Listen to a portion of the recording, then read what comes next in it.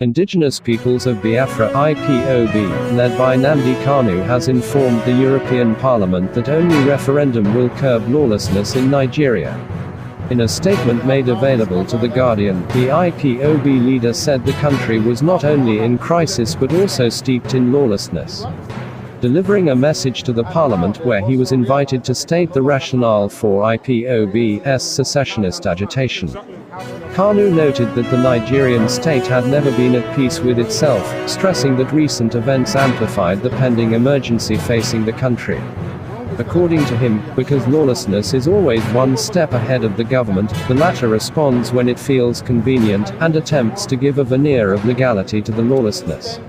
Citing the proposed land reforms across the country, the IPOB leader explained how Fulani herders from northern Nigeria are increasingly encroaching on the settled farmers of the south, including Biafra.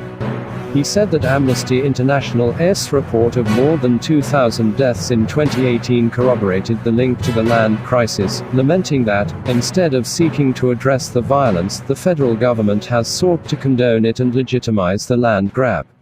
Said he, as has been the case since independence from Britain in 1960, Biafrans are the easy target of the lack of a credible Nigerian state. Nigeria governs without the consent of all within its borders. Nigeria claims to be ruled by law, but in effect, there is de facto lawlessness in Nigeria.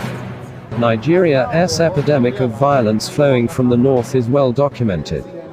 In 2014, the Global Terrorism Index judged Fulani militants to be the fourth deadliest terror group in the world, behind Boko Haram, ISIS, and the Taliban. There is an underlying problem in the north, which has to do with climate change and encroaching desertification due to overgrazing and deforestation. This has drawn Fulani herdsmen further south and led to violence against Biafran farmers seeking to defend the land and crops.